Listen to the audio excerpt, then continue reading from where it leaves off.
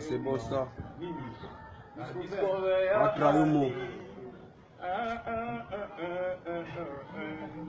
Atrayomo toujours. C'est un peu qui me reste toujours. Je suis maté.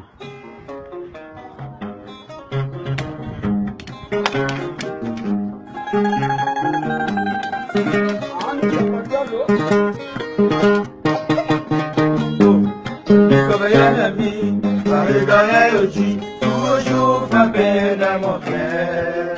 Basi materi pour pas mon aïe.